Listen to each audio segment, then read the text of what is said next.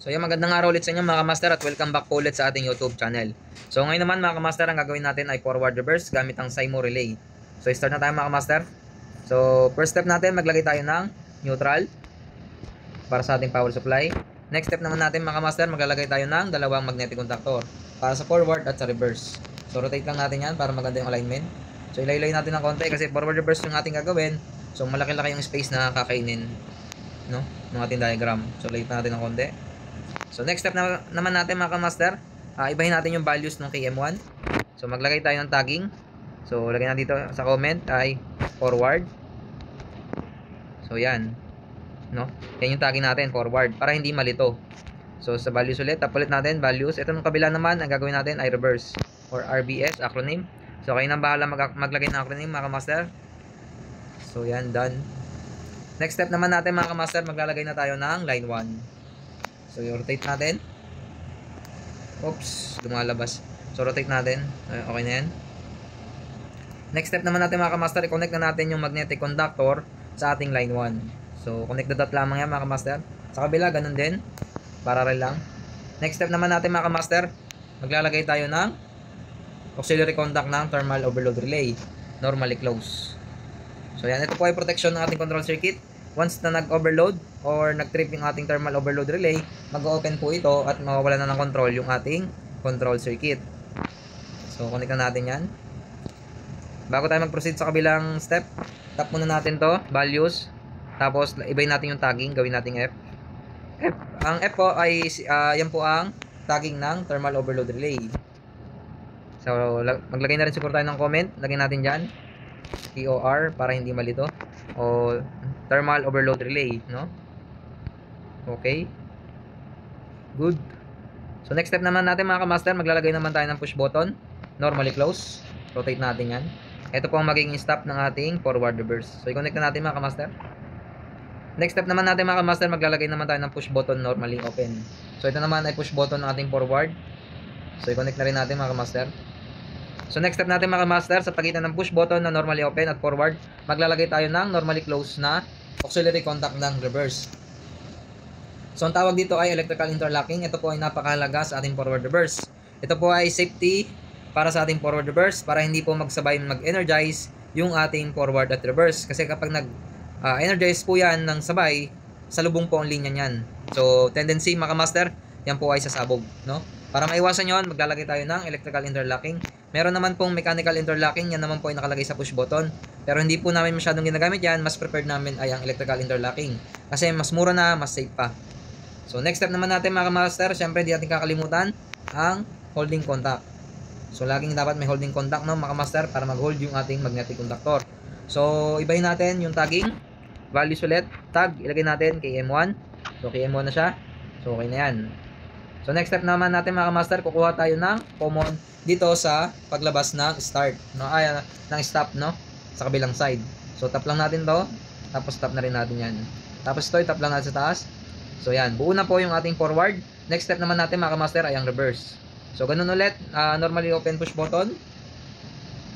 So i-connect na natin to mga master. Maglagay na rin tayo ng auxiliary contact na normally open para sa ating holding contact. So values, tagging, lagyan natin KM2, number, gawin natin 2. So babaan natin konti para kita. So yan, tap lang natin yan. Ganun din mga kamaster, maglalagay din tayo ng electrical interlocking, normally close naman ni forward. So hindi pala natin naiba yung tagging nito. So ibahin natin tagging nito, gawin natin values, tag, lagyan natin KM1, KM2. So yan. Ano yung naiba natin mga kamaster? So okay naman. So next naman ito, ibahin natin yung values. So tag KM1 naman siya. Kasi siya ay auxiliary contact ng forward. So yun mga kamaster, buo na yung ating control circuit ng forward reverse. Ngayon naman testingin na natin. So start natin. Try natin i-start yung reverse kung sasabay siya. So hindi mga kamaster, no? Kung makikita nyo, putol yung linya kasi naka-energize yung forward. So kailangan mo na siyang stop. Tapos try natin yung reverse.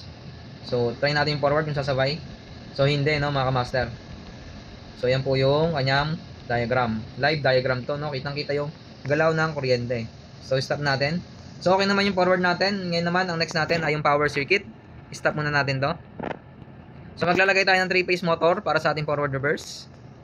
So yung 3-phase motor. So ito, 3-phase motor. So di natin siya ilalagay sa gilid, no? Para kita. So next step naman natin mga kamaster, maglalagay tayo ng TOR o thermal overload relay para sa protection. So ito 'yon. Tap lang natin. So i-connect na rin natin mga kamaster, no? Connect lang natin.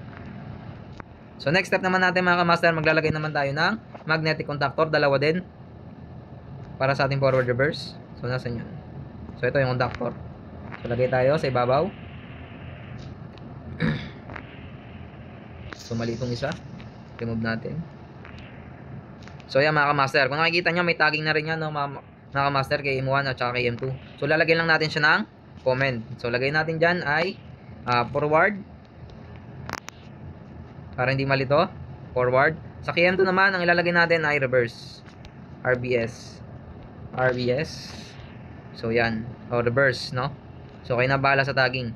Next step naman natin mga kamaster, maglalagay tayo ng 3-phase supply. So ito, meron na dito 3-phase. So rotate lang natin mga kamaster. Align. Boom.